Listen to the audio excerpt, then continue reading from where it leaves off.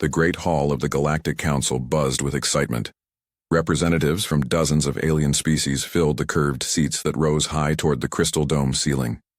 Today was special. Today, the humans would finally face judgment. Ambassador Sarah Chen sat alone at the small table in the center of the hall. Her dark suit looked plain compared to the colorful robes and exotic forms around her. She kept her hands folded and her face calm, even though hundreds of eyes watched her every move. The Grand Arbiter, HFY, stood at the front of the chamber. The tall crystal being's body caught the light and threw rainbows across the walls as it moved. Its voice rang out clear and cold. "We gather today to judge the actions of the human species," HFY announced. "The charges are serious. Excessive force, unnecessary violence, violation of the proportional response doctrine." The Zephyrian delegation sat in the front rows. Their blue-scaled leader, Commander Thix, stood and bowed to the Arbiter. The Zephyrians were known throughout the galaxy for their smart politics and careful words. They had many friends in the council. "Honorable Arbiter," Commander Thix said, his voice smooth as silk. 3 months ago, human forces attacked a small Zephyrian trade fleet near the New Perth system. The humans claim we were raiders, but we were simply conducting lawful business in neutral space. Sarah Chen's jaw tightened slightly, but she said nothing. The commander continued. "The human response was brutal beyond belief. They destroyed 17 of our ships. Over 300 Zephyrian lives were lost. All for what they claim was a simple misunderstanding." Murmurs rippled through the crowd. Several council members shook their heads or made sounds of disapproval. "Let us see the evidence," HFY commanded. The chamber's lights dimmed. Holographic displays appeared in the air, showing the space battle near New Perth. The images were clear and terrible.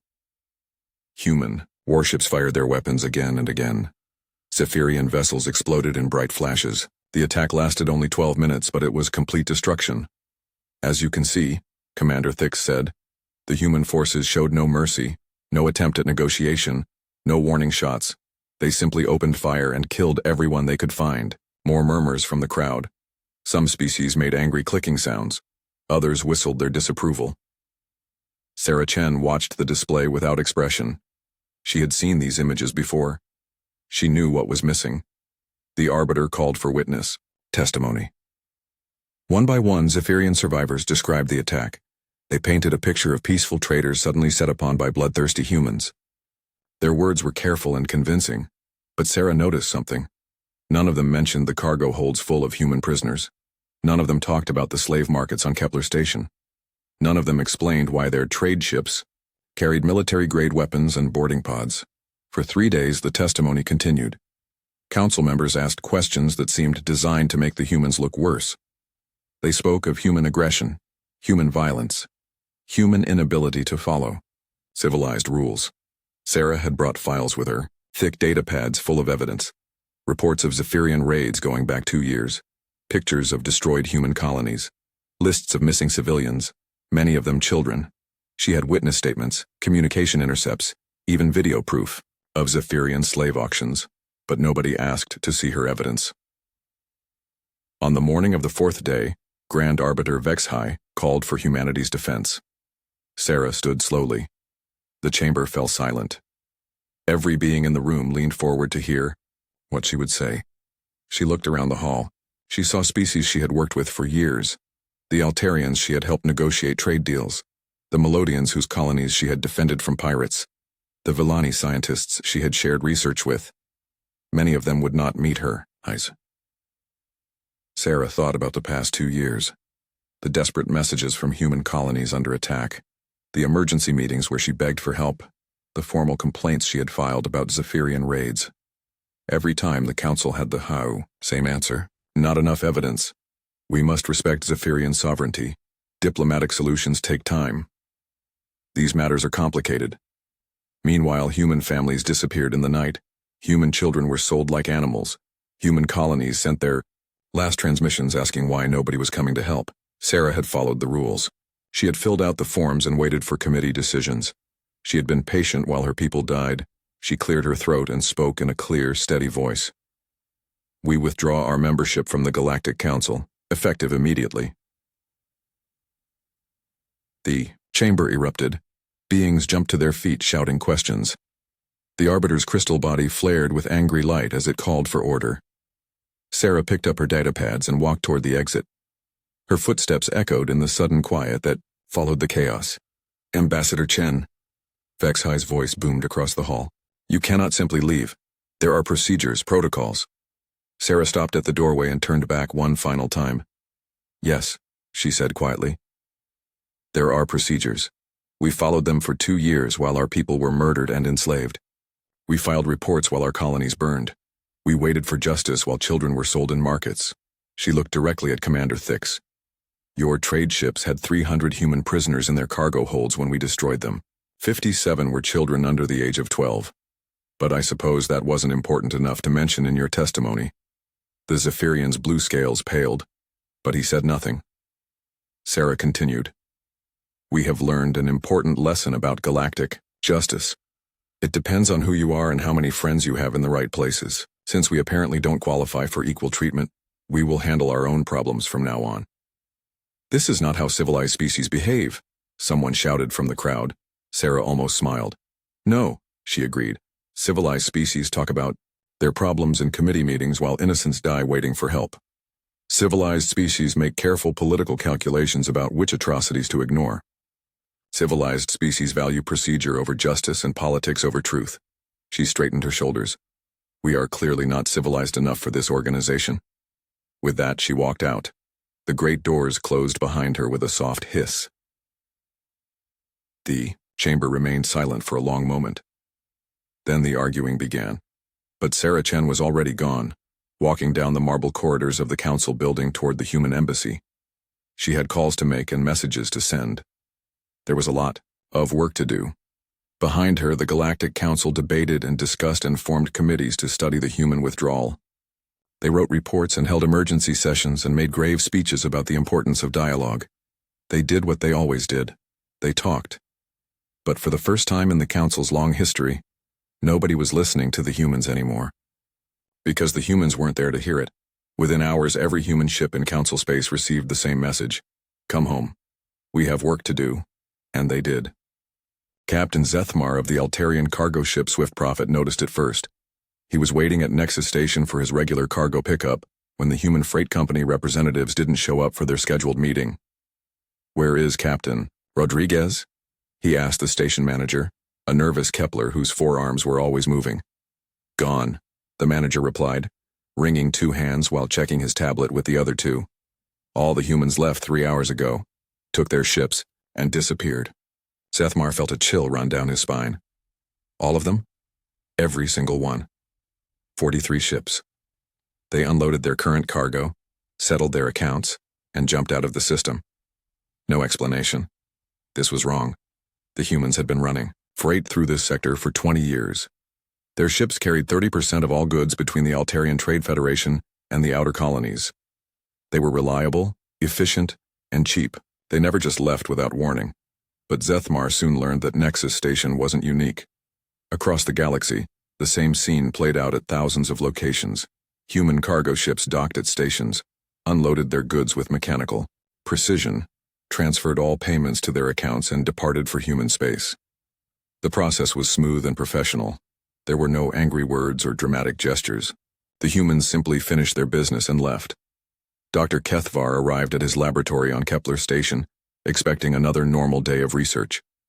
The joint xenobiology project had been his life's work for the past 5 years. Human and Villani, scientists working together to unlock the secrets of life in extreme environments. The lab was empty. Every human researcher was gone. Dr. Martinez, who had shared coffee with him just yesterday while discussing protein synthesis. Dr. Park, who always had funny stories about her teenage daughter back on Earth. Dr. Thompson, whose brilliant insights into radiation-resistant bacteria had revolutionized the field. All vanished. On his desk was a single note written in Dr. Martinez's careful handwriting.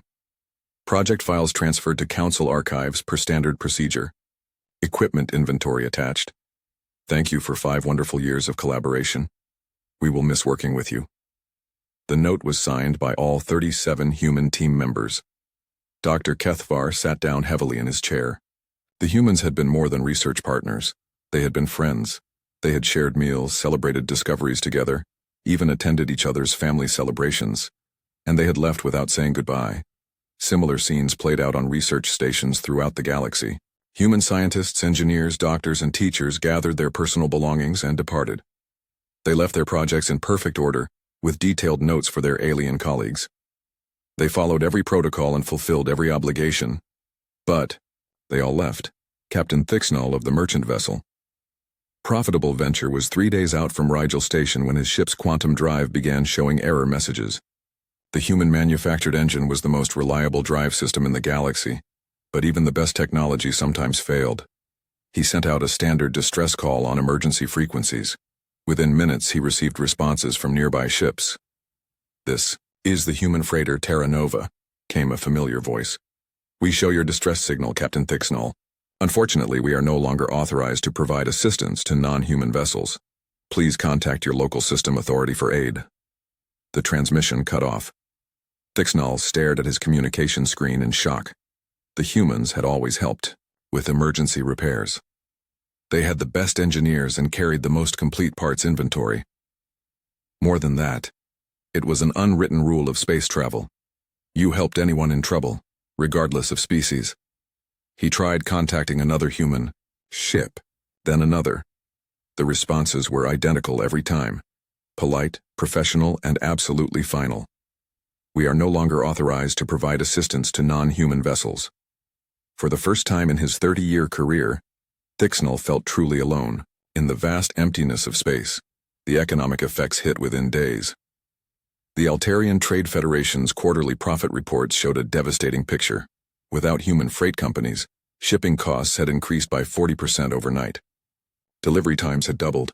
Several trade routes had become completely uneconomical. President Veltar of the Federation called an emergency meeting with his trade advisors. "How did we become so dependent on human shipping?" he demanded. His chief economist, a sharp-minded Altarian named Nexival, pulled up holographic charts. "It happened gradually over 20 years, sir. Human ships were faster, more reliable, and cheaper than our own. Their crews were professional and trustworthy. It made sense to use their services." "How much of our shipping did they handle?" Nexival's face turned pale. 43% of all interstellar cargo, sir, including 60% of our food imports and 70% of our manufactured goods." The room fell silent. "Can we replace them?" Veltar asked quietly. "Not quickly, sir. Not quickly. We would need to build hundreds of new ships, train thousands of crew members, and establish new logistics networks. At current construction rates, it would take at least 5 years. Maybe 10. On Melodia Prime, Counselor Thissera was receiving similar reports. The humans had been more than just traders and researchers. They had been the galaxy's problem solvers. When the crystal formations on Melodia's moon had started destabilizing, threatening to crash into the planet, human engineers had designed a solution in 3 weeks. When the plague hit the Centauri, colony's human medical teams had worked around the clock to develop treatments. When pirates began raiding the Outer Rim territories, human patrol ships had volunteered to provide security. The humans never asked for payment for these services. They said it was the right thing to do. Now they were gone. "Ma'am," her aide reported nervously, "we're receiving emergency requests from 17 different systems. They're all asking for the same thing: human technical assistance with critical infrastructure problems." Thissera felt her crystal shell crack slightly with stress. "What did you tell them?" "I tried contacting the human embassy. The building is empty. I tried sending messages to human space. They all came back with the same automated reply." The aide handed her a message pad. Thissera read the words that were becoming familiar across the galaxy. "The Terran Federation does not currently maintain diplomatic relations with the Galactic Council. Please direct all communications through appropriate legal channels." Legal channels that no longer existed, since the humans had withdrawn from the Council. Within 2 months, the true scope of human integration into galactic society became clear. They hadn't just been traders and researchers. They had been the connective tissue that held much of the galaxy's economy and infrastructure together. Human doctors had staffed hospitals on dozens of worlds. Human teachers had run educational programs for refugee children. Human engineers had maintained critical systems that other species had forgotten how to repair. Human negotiators had prevented or ended conflicts that would have cost millions of lives. and now they were all gone. The galaxy suddenly felt much larger and more dangerous. Systems that had worked smoothly for decades began breaking down. Trade, routes that had been profitable became losses. Scientific projects ground to a halt without human expertise. In the great halls of the Galactic Council, representatives who had cheered the human judgment just weeks before now faced angry messages from their home governments. "Fix this," the messages all said. "Get the humans back. We need them." But when they tried to contact human space, all they received was that same polite, automated message. The humans weren't angry. They weren't threatening revenge or making demands. They had simply walked away and closed the door behind them. And, for the first time in galactic history, the Council realized that some doors once closed might never open again. 3 months after the humans left, Grand Marshal Crixvan of the Drakmari Empire stood in his war room staring at a map that showed only disaster. The red zones kept expanding. Entire star systems burned in the flames of the hegemony wars, the bitter conflict between his empire and the Cetian Republic. What had started as a border dispute over mining rights had become something far worse. "Status report," he growled to his intelligence officer. 17 systems completely destroyed, sir. Estimated casualties approaching 50 million. The Cetians are using scorched earth tactics. If they can't hold a world, they're sterilizing it from orbit. Crixvan slammed his armored fist against the tactical display. This was supposed to be a limited conflict. What happened to the peace negotiations? His officer hesitated. "The human mediators were recalled 3 months ago, sir. When they withdrew from the Council, all their diplomatic missions ended. For 2 years, Ambassador Chen's team had been slowly building a framework for peace. Both sides had been making progress, finding common ground on territorial disputes and resource sharing. The humans had a gift for seeing solutions that worked for everyone. But now there were no human voices calling for calm. No human proposals for compromise. No human peacekeepers keeping the two sides from escalating beyond reason. The war had exploded into something neither side could control.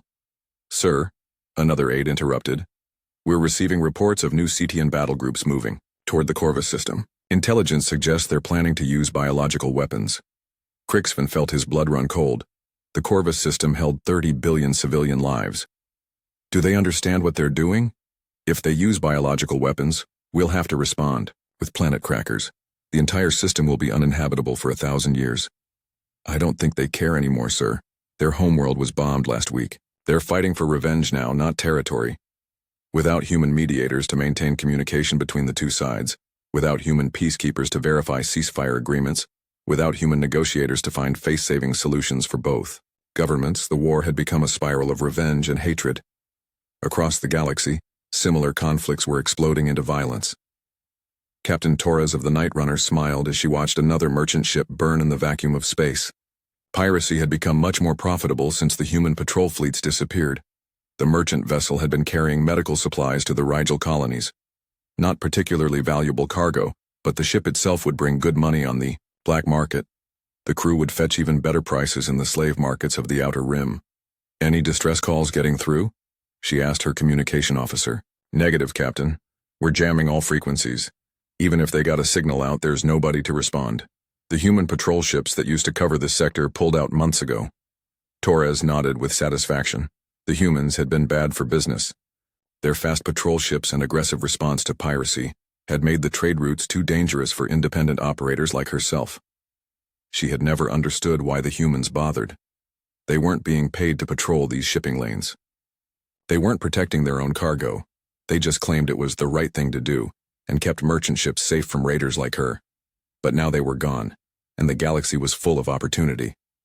Her sensor operator looked up from his screen. "Captain, I'm reading 15 more merchant ships on the shipping lane schedule for this week, all carrying valuable cargo, all with minimal security." "Excellent.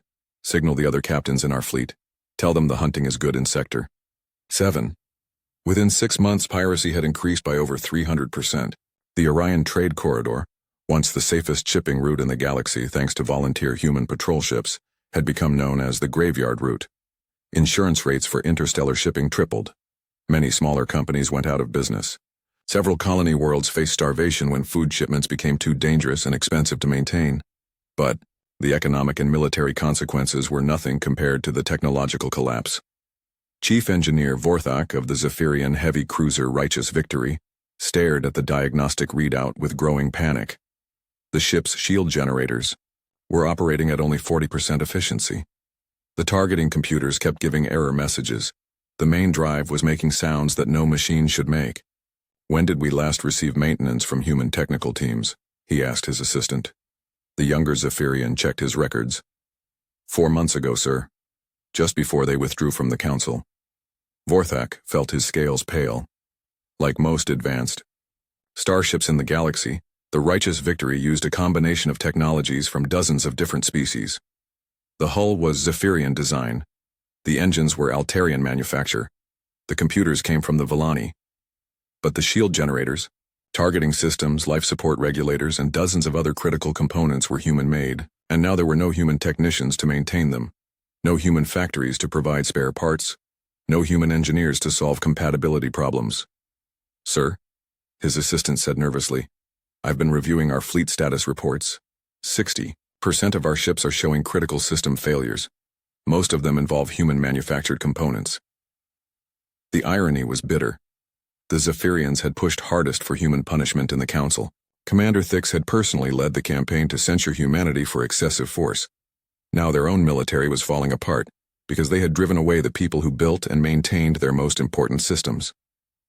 Across the galaxy, the same crisis was unfolding. 40% of all starships relied on human technology. Hospitals used human medical equipment. Factories depended on human automation systems. Communications networks ran through human satellites. All of it was failing without maintenance and support. On Nexus Prime, the Council's capital world, emergency sessions ran around the clock. Grand Arbiter Vexhai had been replaced twice as member species demanded action to fix the growing crisis. The new Arbiter, a practical Saurian named Comthek, reviewed the catastrophic reports flowing in from across the galaxy. The Hegemony Wars had consumed 22 star systems. Over 100 billion lives lost in a conflict that could have been prevented with proper mediation. Piracy had increased by 400%, making interstellar commerce nearly impossible in many sectors. Technology. Failures were cascading through every major civilization, ships breaking down, factories shutting down, communication systems going dark, and through it all, the humans remained completely silent. Every message sent to human space received the same automated response. The Terran Federation does not currently maintain diplomatic relations with the Galactic Council. Please direct all communications through appropriate legal channels. But there were no legal channels. The humans had withdrawn completely. What are they doing in human space? Comthek asked his intelligence chief. Unknown, sir, they've closed their borders completely. Our long-range sensors show massive construction projects and what appear to be new types of starships, but we can't get close enough for detailed scans. Comthek stared at the reports scattered across his desk. 12 species facing economic collapse. 7 active wars that showed no signs of ending. Infrastructure failures threatening the survival of entire civilizations. How long can this continue? He asked quietly. At current rates, sir, we estimate complete social breakdown within 18 months. Several species may face extinction if the technological failures continue. The Saurian leader closed his eyes and tried to imagine explaining to history how the galaxy's greatest civilization had collapsed because they had driven away the people trying to help them. In the distance, alarms began sounding as another emergency report arrived from the outer colonies. The consequences were accelerating. Counselor Thisara of the Melodian Collective couldn't sleep. For weeks she had been haunted by questions that had no good answers. Her crystal shell, normally a brilliant blue, had turned dull gray from stress as she tried to understand how everything had gone so wrong. The galaxy was falling apart. Every day brought new reports of wars, piracy, and system failures. Her own people were asking hard questions about the Council's decisions. Some were even calling for her to resign. She needed to understand what the humans had really been doing before they left. Not the official reports or the political summaries, but the truth. Thisara activated her personal archive system and began searching through old files. She went back years looking through every human report, every diplomatic note, every emergency request that had crossed her desk. What she found made her crystal form crack with shock. The humans had been documenting everything, not just the big events that made the news, but every small injustice, every ignored plea for help. Every time the Council had chosen politics over doing the right thing. They had kept meticulous records, not for blackmail or political advantage, but simply because that's what humans did. They observed, They recorded. They reported. The first file that caught her attention was dated 3 years ago. A human emergency. Report about Zephyrian raids on the mining colony of Theta 7. She remembered this incident. Commander Thix had assured the Council that it was a simple misunderstanding. The Zephyrians claimed they were conducting legitimate salvage operations on abandoned equipment, but the human report told a different story. They had detailed evidence of the raid, sensor recordings of Zephyrian ships attacking active mining platforms, communications intercepts of Zephyrian commanders discussing which colonists to take as slaves, even video footage of human families being loaded into Zephyrian cargo holds. Thisara scrolled through the file in growing horror. The humans had provided witness statements from survivors. They had submitted DNA evidence from blood found on Zephyrian ships. They had even tracked the stolen mining equipment to black market dealers on Kepler Station. At the bottom of the report was a handwritten note from Ambassador Chen. Formal request for Council investigation and justice for the 43 colonists. Taken from Theta 7. Families are waiting for news of their loved ones. Thisara searched for the Council's response to this report. What she found was a brief memo from her own office, stamped with her personal seal. Insufficient evidence. To pursue investigation, matter referred to Diplomatic Relations Committee for future consideration. She remembered writing it. She remembered thinking she was being careful, diplomatic, avoiding unnecessary conflict with the powerful Zephyrian delegation. She had never thought about the 43 families waiting for news of their children, parents, and spouses. The files went on and on. Report after report of Zephyrian raids, Drakmari slave trading, Orion Syndicate smuggling operations, and dozens of other crimes. Each report was detailed, professional, and complete with evidence that would have been enough to convict the perpetrators in any honest court. Each report had been ignored, dismissed, or buried in committee. Thisara found records of 17 different genocides that humans had tried to prevent. Small species being wiped out by their more powerful neighbors while the Council looked the other way. Each time the humans had provided early warning, offered assistance, begged for intervention. Each time the Council had found reasons to do nothing. Sovereignty must be respected. We cannot interfere in internal affairs. These matters are culturally complex. We need more information before acting. While the Council debated and formed committees, entire species vanished from the galaxy. The most damning file was a psychological evaluation that human observers had submitted about the Council itself. The report, written by Dr. Sarah Martinez, analyzed patterns in Council decision-making over a 20-year period. The conclusions were devastating. The Council, Dr. Martinez wrote, had become a system designed to avoid making difficult decisions. It protected powerful species while abandoning weak ones. It valued political stability over justice.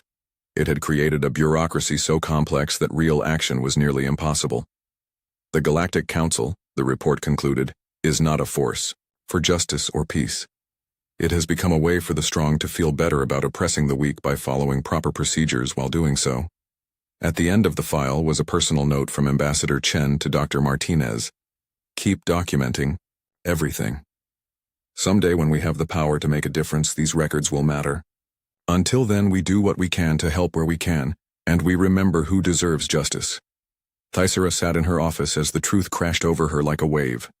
The humans hadn't left because they were angry or emotional or unable to accept criticism.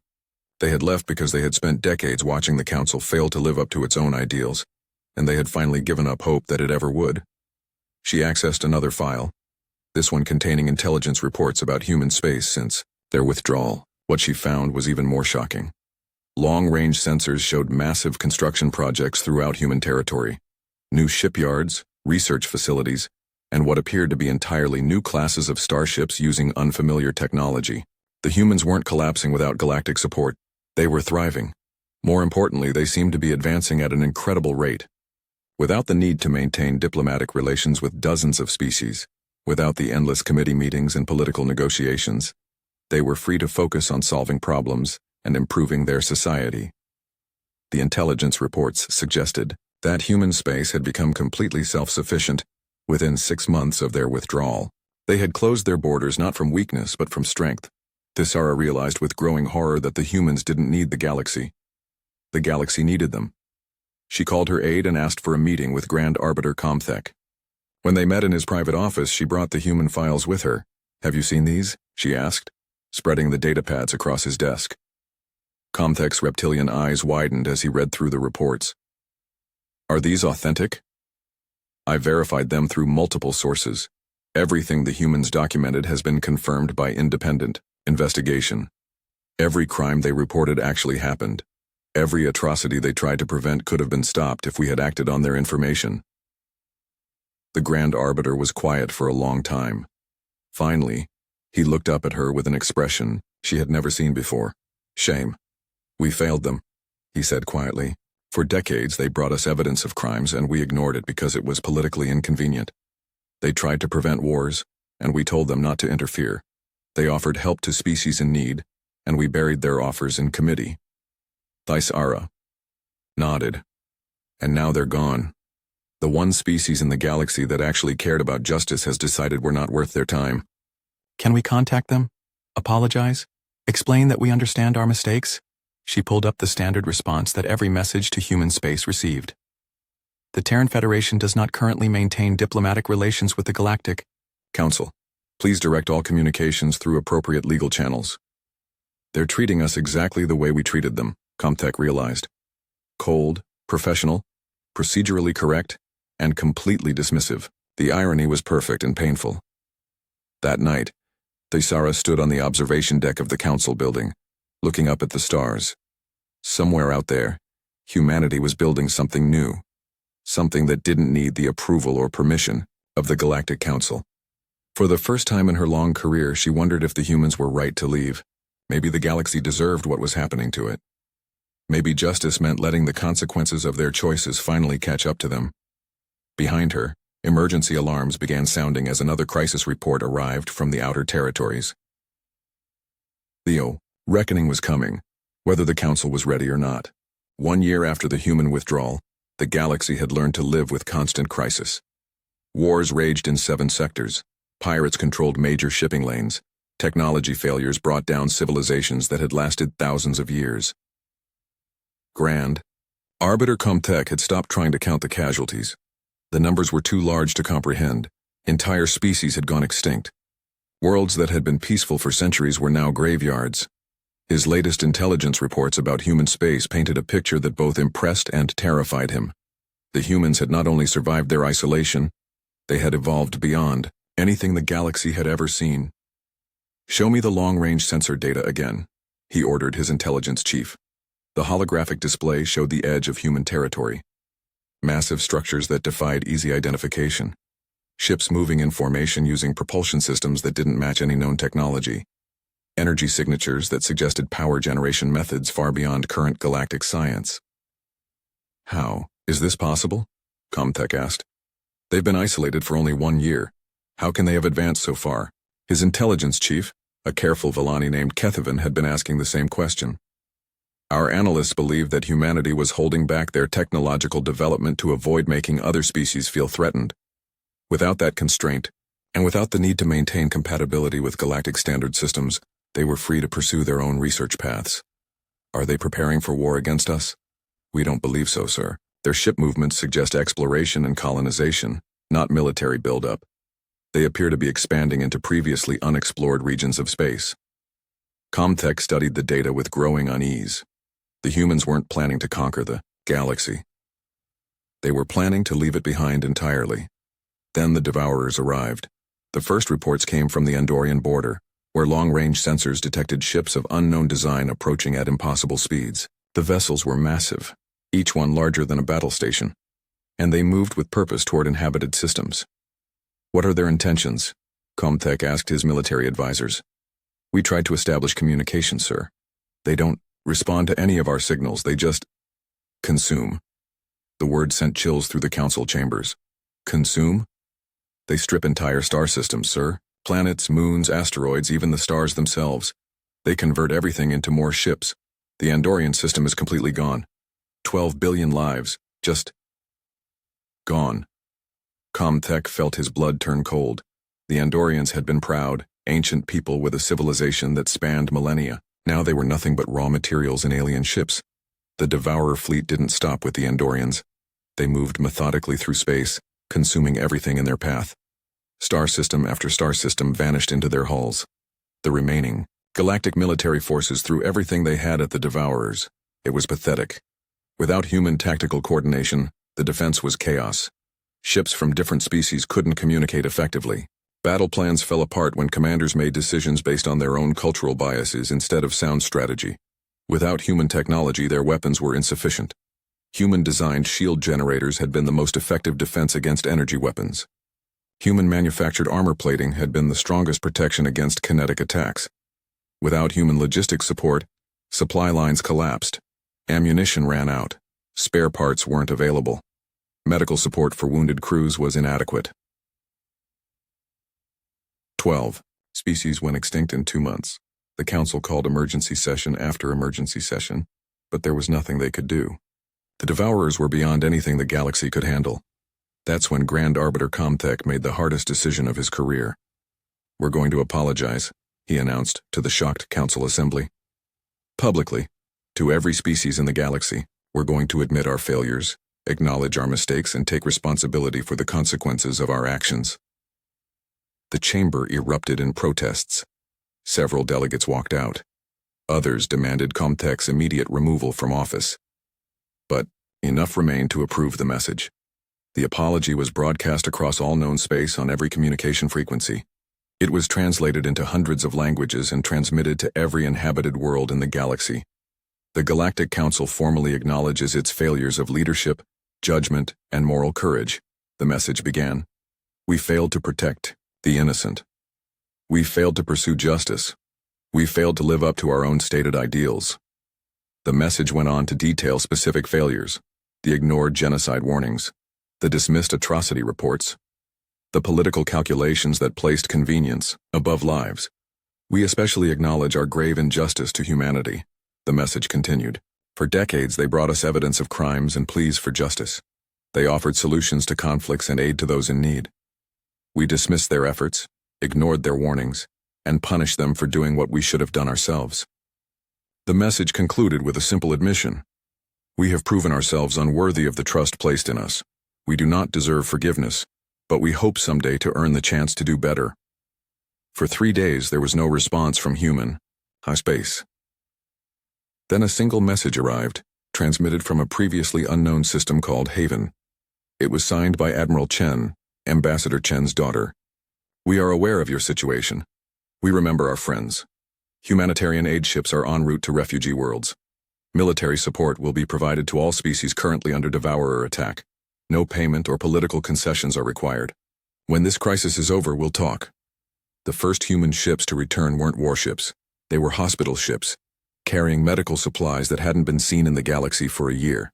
Advanced medicines that could treat radiation poisoning from Devourer attacks, surgical equipment that could save lives that would have been lost. The human medical teams worked without rest, treating anyone who needed help. They didn't ask about species or politics or past grievances. They just saved lives. The human warships that followed were unlike anything in the galaxy's historical records. They moved through space using principles that Council scientists couldn't understand. Their weapons could destroy Devourer ships that had seemed invincible. More importantly, human commanders coordinated the galactic defense with skill that turned chaos into victory. They assigned roles based on each species' strengths. They developed tactics that used every available resource effectively. The war against the Devourers lasted 6 months. Under human leadership, what had seemed like certain extinction became a hard-fought victory. When the last Devourer ship was destroyed, the galaxy waited to see what the humans would do next. Some feared they would demand territory or resources as payment for their help. Others hoped they would return to their old role as mediators and problem solvers. Instead, the humans did something unexpected. They left again. But this time was different. They didn't vanish in silence. They established permanent monitoring stations in each former council system, broadcasting a continuous message. The Terran Federation maintains observers here for humanitarian purposes only. We are not seeking political reconciliation, trade agreements, or military alliances. We will respond to requests for disaster relief, medical assistance, or aid against extinction-level threats. We have learned to be self-sufficient, and we recommend you do the same. Before departing, human medical teams shared their advanced healing technologies freely. They left detailed instructions for treating devourer-inflicted injuries. They provided manufacturing data for medicines that could save millions of lives. They gave these gifts without asking for anything in return. Admiral Chen's final message to the Council was broadcast from the bridge of her flagship as it prepared to leave galactic space. "We fought alongside you because it was the right thing to do," she said. "Not because we owed you anything, and not because we wanted anything from you. We saved your civilizations because that's who we are, not because of who you are." She paused, and when she continued, her voice was gentle but firm. "The galaxy is yours now. We hope you've learned from your mistakes. We hope you'll do better in the future. But we won't be here to watch over you anymore. You're going to have to learn to take care of each other." The transmission ended with coordinates for Haven, the human system that would serve as their contact point for genuine emergencies. As the human fleet disappeared into unexplored space, the galaxy was left to contemplate what had happened. The strongest, most advanced species in known space had twice walked away from power and politics. They had responded to injustice with withdrawal, and to crisis with assistance they hadn't needed to provide. In the empty council chambers on Nexus Prime, Grand Arbiter Comtech stood alone, looking up at the stars. Somewhere out there, humanity was building something new. Something better than what they had left behind. The galaxy had learned that some bridges once burned could never be fully rebuilt. But it had also learned that grace, properly offered, could heal wounds that seemed permanent. The humans had given them the most devastating gift possible, the chance to prove they could become worthy of respect they had never earned. Time would tell if they were wise enough to take it.